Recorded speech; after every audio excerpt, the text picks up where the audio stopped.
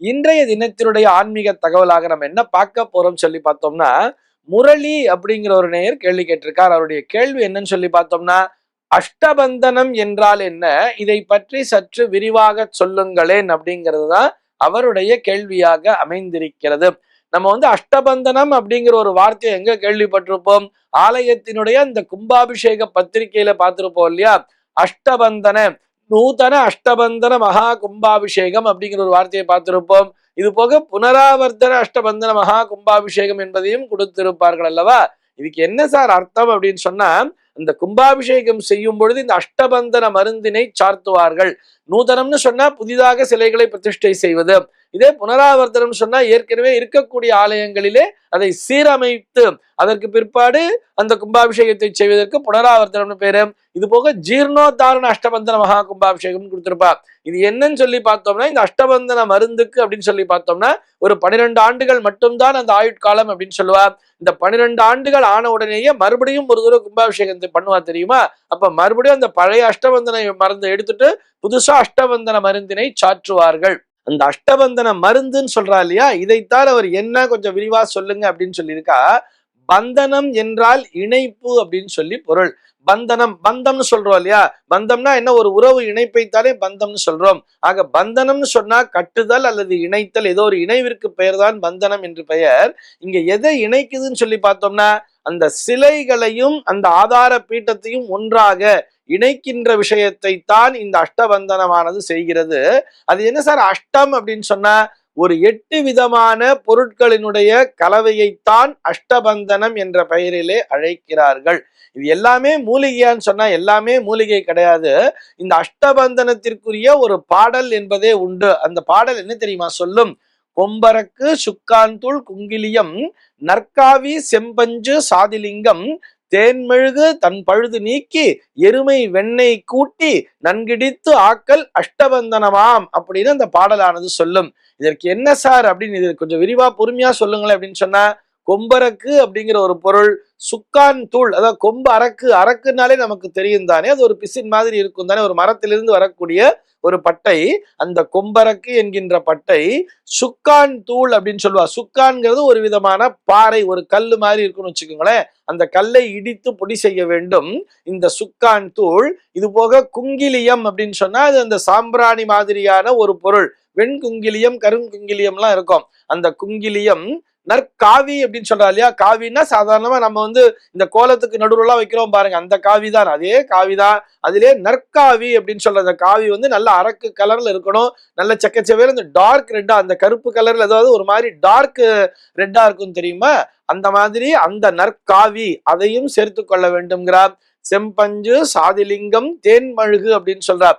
தேன்மெழுகு அப்படின்னு சொன்னா அது ஒரு தேன் அடையிலிருந்து கிடைக்கக்கூடிய ஒரு பிசின் மாதிரியான ஒரு பொருள் தான், மெழுகு மாதிரியான ஒரு பொருள். ஆனா இது இயற்கையே இந்த தேன் அடையிலிருந்து கிடைக்கக்கூடிய ஒரு பொருள். சாதிலிங்கம் அப்படின்னு சொன்னா இது ஒரு இயற்கையான பொருள் அல்ல. சாதிலிங்கம்ங்கிறது ஒரு இயற்கையிலேயே கிடைக்கக்கூடிய ஒரு பொருள் அல்ல. இது என்னன்னு சொல்லி பார்த்தோம்னா கெமிக்கலோட மிக்சிங் தான். கந்தகம்னு சொல்லுவா தெரியுமா? சல்ஃபர்னு சொல்லக்கூடிய அந்த கந்தகம். இது போக பாதரசம் நமக்கு தெரியும் இல்லையா? மெர்க்குரின்னு சொல்றோம். இந்த பாதரசத்தையும் கலந்து நன்கு தூளாகும் வரை குழி அம்மியில வச்சு இடுக்கணுமாம். குழி அம்மியில இட்டு அதனை நன்றாக அரைத்து, இது கூட இன்னும் கொஞ்சம் மேல கொஞ்சம் கந்தக பொடியும் வெள்ளிய பொடின்னு சொல்லுவா. வெள்ளியம், காரியம் வெள்ளியம் சொல்றா இல்லையா? அதுல அந்த வெள்ளிய பொடியையும் அது போக பொட்டில் உப்பு அப்படின்னு சொல்லி ஒரு உப்பு இருக்கிறது, அந்த உப்பையும் சேர்த்து ஒரு மண் சட்டியில வச்சு அதை நன்றாக எரிக்க வேண்டுமாம். அதனை எரித்து அதனை ஆறிய பின்னாடி அதை கொஞ்சம் ஆத்திட்டு பார்த்தோம்னா அந்த சட்டியினுடைய விளிம்புல கட்டி கட்டியா இருக்கும். அதைத்தான் சாதிலிங்கம் அப்படின்னு சொல்லுவா. இது மிகவும் விலை உயர்ந்தது. இந்த சாதிலிங்கத்தையும் சேர்த்துக்கணும்னு சொல்றா. இவை எல்லாவற்றையும் இதோட சேர்ந்து என்ன பண்ணணும் சொன்னா பழுது நீக்கிய எருமை வெண்ணெய் அப்படின்னு சொல்றார். இந்த எருமை வெண்ணெயையும் சேர்த்து நன்காக இடித்து செய்வதுதான் இந்த அஷ்டபந்தனம்ங்கிறது. இது எல்லாவற்றையும் தனித்தனியா தான் போட்டு இடிப்பா. எல்லாவற்றையும் தனித்தனியா போட்டு இடிச்சு இடிச்சு இடிச்சு நல்லா சூடா அது பேஸ்ட் மாதிரி வரும். அந்த மாதிரி பேஸ்ட் அதை ஒன்றாக சேர்த்து அதை கொண்டு போய் சேர்ப்பதுதான் இந்த அஷ்டபந்தனம்ங்கிறது.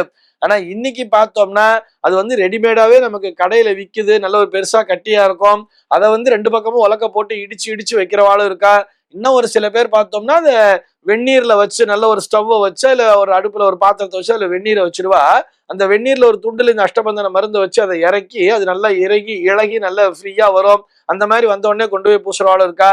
இன்னும் சில பேர் பார்த்தோம்னா இரும்பு வானலியிலே இந்த அஷ்டபந்தன மருந்தினை போடுவார்கள். அது அப்படியே உருகி அப்படியே பேஸ்ட் மாதிரி வரும். நல்லா அப்படியே லிக்விட் ஸ்டேஜுக்கு வரும். அந்த லிக்விட் அப்படியே கொண்டு போய் ஊத்தி கூட அப்படியே அதை பேஸ்ட் மாதிரி அணைக்கிறவாளும் இருக்கா. ஆனால் ஒரு சில பேர், அதாவது சாஸ்திர விதிகளின்படி என்ன சொல்றான்னா, இப்படி சூட்டில் வைத்தாலோ அல்லது அடுப்பிலே வைத்து எரித்தாலோ அதனுடைய சாநித்தியம் என்பது குறைந்து விடுங்கிற மாதிரி சொல்ற. ஆனா இந்த காலத்துல இடிப்பதற்கு அதற்கெல்லாம் வசதி இல்லைங்கிறதுனால இவ்வாறு செய்வதிலும் தவறில்லை என்று நிறைய ஆகம பெரியோர்கள், ஆகம விதி அறிந்த பெரியோர்களும் சொல்லி இருக்கிறார்கள். இது போக இந்த அஷ்டபந்தன மருந்தினை தயாரிப்பதற்கென்றே அதற்கு ஒரு விதிமுறை அப்படிங்கிறதையும் வச்சிருக்கா. அதை பார்த்தோம்னா நடராஜ சதகம் அப்படிங்கிற ஒரு நூல்ல தெளிவா சொல்லியிருக்கா. நடராஜ சதகம் அப்படிங்கிற ஒரு நூல்ல இது என்ன ரேஷியோல இருக்கணும் அப்படிங்கிறத சொல்லியிருக்கா. அதுல பார்த்தோம்னா கொம்பரக்கு என்பது ஒரு பங்கு, கொம்பரக்கு ஒரு பங்கு, திரிபங்கே கருங்குங்கிலியமாம் அப்படின்னு சொல்றா. 3 பங்கு கருங்குங்கிலியத்தை சேர்க்க வேண்டும். அதே மாதிரி 3 சுக்கான் அப்படின்னு சொல்றா. 3 சுக்கான் கொண்ட 3/4 பங்கு காவிக்கல் அப்படிங்கிற விஷயத்தை யூஸ் பண்ணிக்கணும். 3/4 பங்கு இதுல காவிக்கல் போட்டுக்கணும். வெண்மெழுகு கூட நவநீதம் 3, அதுவும் 3 பங்கு நவநீதம். நவநீதம்னு சொன்னா அந்த வெண்ணெய், அதாவது எருமை வெண்ணெய்ன்னு சொன்னா இல்லையா, அந்த நவநீதத்தையும், நவநீதம்னு சொன்னா வெண்ணெய்ன்னு அர்த்தம், இதுவும் ஒரு 3 பங்கு. செம்பஞ்சு அத்தொகை இலிங்கமே காற்பங்குங்கிறா. இலிங்கம்னா அந்த சாதிலிங்கம்னு சொன்னோம் இல்லையா, அது எப்படி தயாரிக்கணும்ங்கிறத சொன்னோம். அது ஒரு காற்பங்கு. ஏன்னா அது ரொம்ப காஸ்ட்லியான ஒரு விஷயம். இன்னொன்னு அது காற்பங்கு சேர்த்தாலே நல்ல கெட்டியா இருக்கக்கூடிய அந்த சக்திங்கிறது இருக்கும். இதை எல்லாவற்றையும் சேர்த்திடித்து இளமெழுகு போல் செய்வது உயர் அட்டபந்தன வித்தை என்று மறை செப்பினை லிங்கமாதி விம்பீட தனிந்துயர் சம்பிரோக்ஷணம் அப்படின்னு சொல்லி அந்த பாடலானது சொல்கிறது.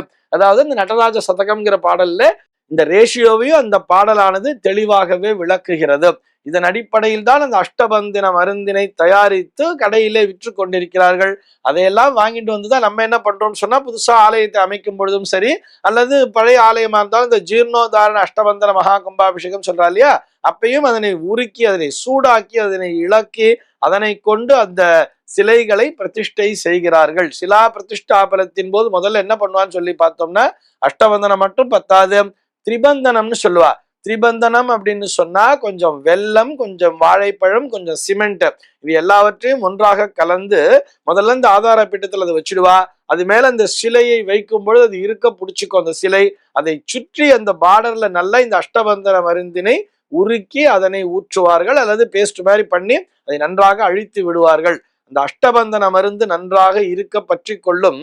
அதன் மூலமாக அங்க தெய்வ சாநித்தியம் என்பது நீடித்திருக்கும் சொல்றார். இதனுடைய ஆயுட்காலம் என்பது ஒரு 12 ஆண்டு காலம். இந்த 12 ஆண்டுகளுக்கு ஒரு முறை கும்பாபிஷேகம் செய்ய வேண்டும் என்று சொல்வதே இந்த அஷ்டபந்தன மருந்தின் அடிப்படையில் தான். இந்த தகவலோடு இன்றைய தினம் நான் உங்களிடம் இருந்து விடைபெற்றுக் கொள்கிறேன். மீண்டும் உங்கள் அனைவரையும் நாளைய தினம் ஒரு சுவாரஸ்யமான தகவலோடு சந்திக்கிறேன். எம்பெருமானினுடைய திருவருளினாலே இந்த நாள் உங்கள் அனைவருக்கும் சுப தினமாக அமைவதற்கு வாழ்த்துக்கள்.